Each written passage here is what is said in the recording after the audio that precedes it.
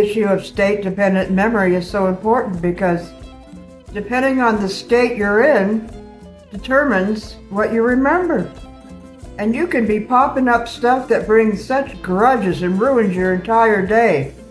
It isn't the memory, it's the state you're in.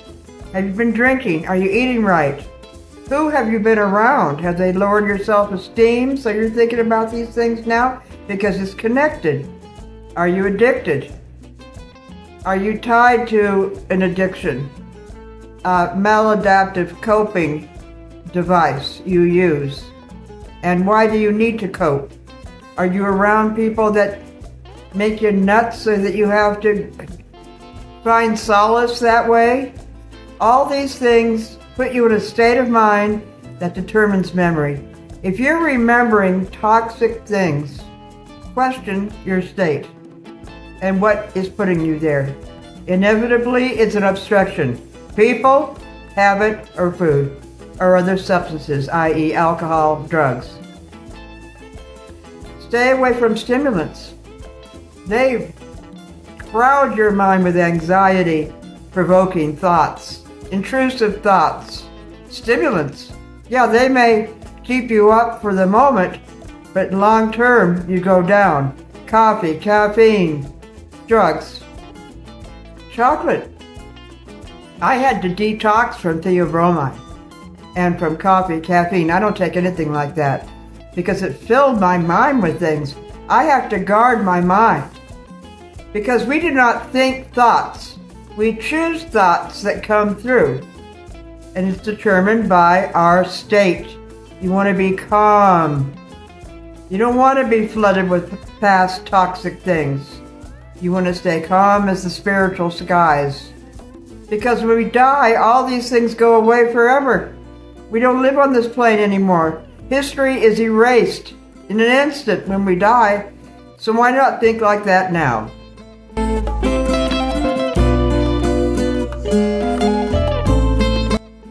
Are you playing games with a narcissist? Because they put you there. Stop playing games and start living. Just living your everyday life. Life is short. You don't want to waste any more time with game playing. Just move point by point. Maybe you should stop questioning what your unique destiny is and just move point by point in the day. That's what I had to learn to do. Just what am I gravitating to? What do I want to do? Stop questioning the overall design. God knows that, and you'll find out in due time. But just for today, move point by point and do what is right in front of you. And what do you want to do next? Go with that. What are your inclinations? What are your tendencies? What do you love to do? And erase what you should do. Forget the shoulds. There are no shoulds. There are only shall nots.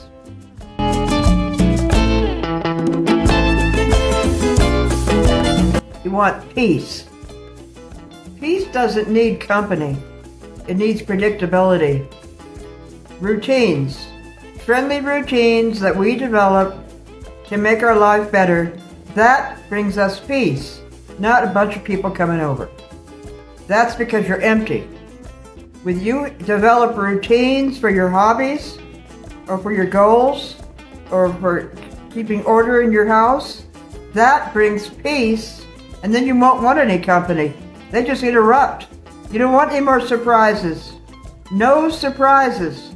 People have to announce themselves and ask if it's a good time, not just come over. Oh boy, that got old with me. I hated that. Always interrupting me, wasting my time. Now you take control and have peace. That comes from your peculiar and unique routines. That'll make you happy. That develops selfhood, the true self. That develops your destiny, because God is the ordering principle behind it all. You order those routines, and they don't make you so happy you won't want any more surprises. You'll say, you must call first. I don't like surprises. If you got the money, get a fence around your house so they can't even get up to the door. And you take appointments.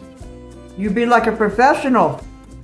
The reason for a secretary is to weed people out, to filter them. If you don't have that, you take appointments and see if you want to see anybody. Because once you get your routines in there, and it starts to make your life so much better, now you won't want all that. You won't want interruptions at all, especially surprises.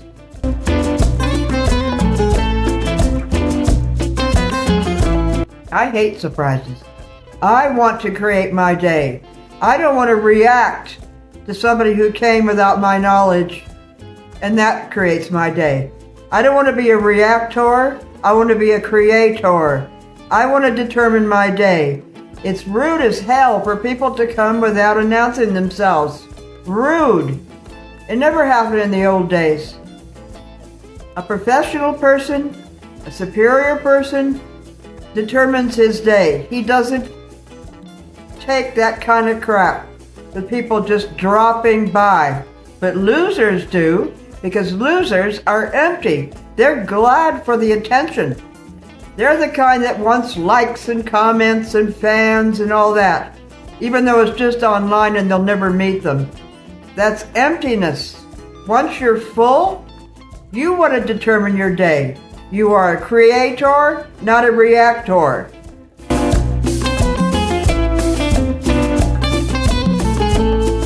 Tell you something, validation fades, but self-respect lasts forever. And it's an achievement of a very few. When you respect your time, and you respect each day, and you wake up in the morning and you say, Lord, give it to me. What is it going to be today? And feel gratitude for the day. You get self-respect. That's boundaries. And that lasts forever. Validation, it fades. It means nothing. Who cares what they think? And people will validate you one day and disclaim you and disassociate the next day. They'll deny association with you if you go down the ladder. If you're popular and rich, they're all for you. If you begin to fall down, they don't even know you.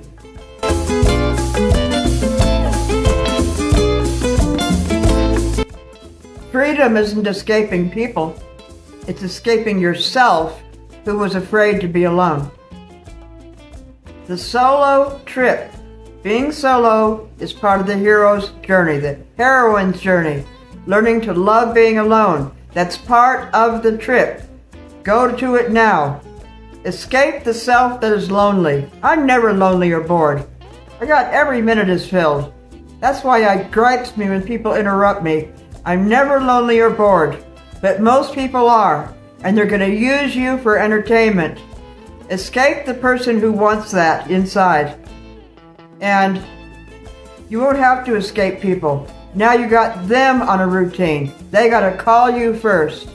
And then you say, call me first, but I want to warn you, most time I just want to be alone. They're on probation. Be rare. Now you up how they see you. Now their respect grows for you. If you're just going to react and let them come in and not filter your life like that, there's not going to be any respect. They'll just take and take and take.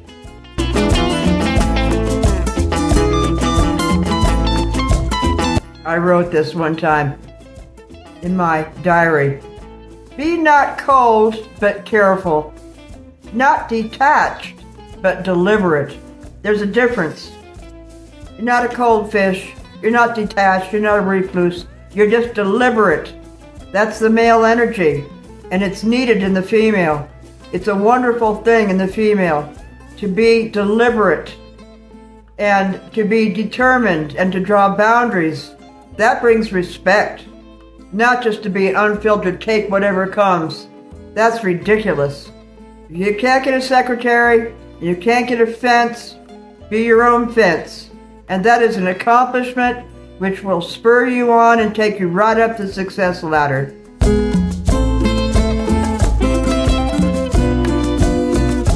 I'll tell you, after you've tolerated all that noise from the social generation, you're tired. You're so tired.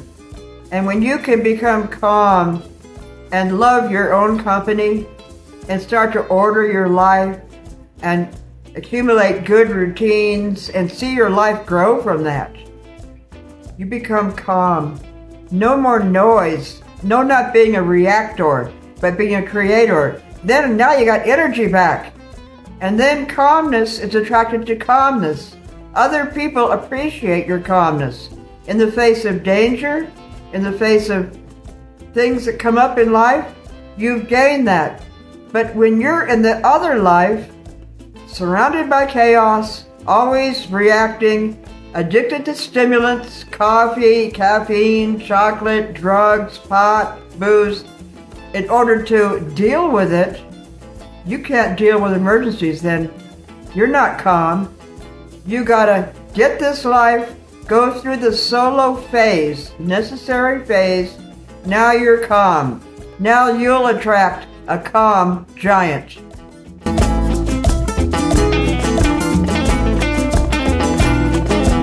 I am done with chaos, disguised as passion. I want all my connections to be built on respect. That took a lifetime to get to that. To control my day is to control your destiny. Your destiny is made up of days. Get each day. Thank God for each day.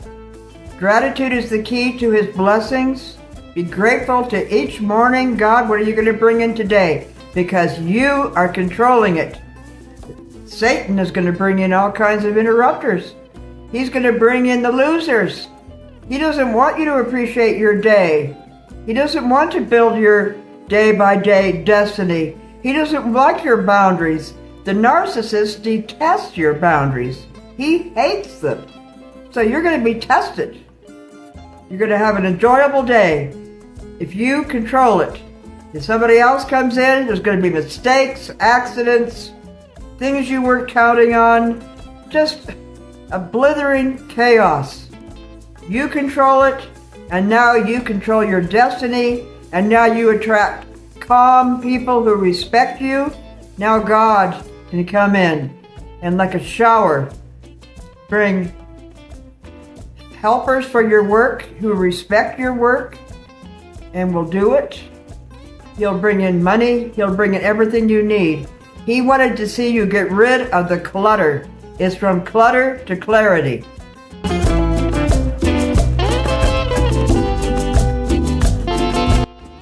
When two people meet who have found peace on their own, they don't compete with each other. They protect each other. Really. Nothing is better than people who love each other in a godly sense, a team. They've all found peace. They've all rejected chaos. They've all done the inner work. They've all found inner calm. They've all found that they can be fine alone. They don't need other people. Now they respect you because you're the same kind of person. That's what you want. Godly love, brotherly love, without the competition. That will hold you back. And you can discern it immediately.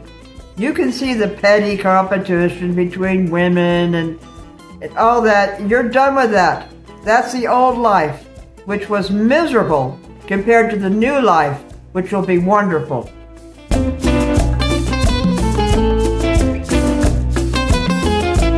You want the kind of love in your new life that restores, love that honors your presence, not just tolerates it. Now you can become king and queen. Now you can become the royal couple. People who honor each other's presence and restore them. We need friends. We always get down. You want somebody who restores you, brings it back up. Now you're the royal couple.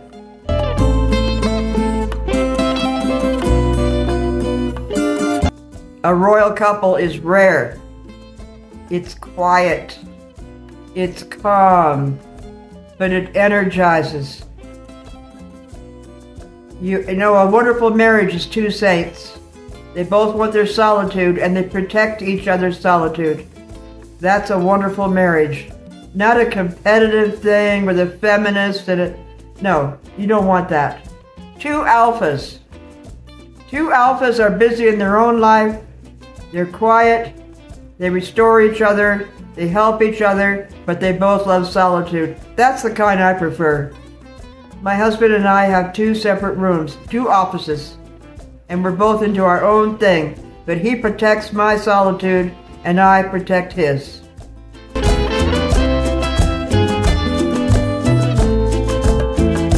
I'll tell you what men are rejecting in women. Manipulation disguised as empowerment. I'm empowered. How are they empowered? That's just a false slogan. The power comes from God. The power comes from within. Not I'm powered. You know, I'm a woman, watch me roar and all that. No. Or false self-esteem. You got to do the work. It comes from solitude. It comes from rising above the chaos, which is everywhere. Rising above the you go girl, go girl. No. Get out of feminist culture. It's liberal, it's leftist. It's phony. It's brought divorce. It's brought homelessness. How many women are financially ruined from divorce because they did what their girlfriends told them to do? Most divorce happens from the advice of girlfriends who are also divorced. Their coffee classes, their groups, advise them to get rid of that guy. He's controlling. Why? Because he wants decency? Why? Because he wants you to dress nice? Why? Because he wants order in the home? That's controlling? No, that's just right living.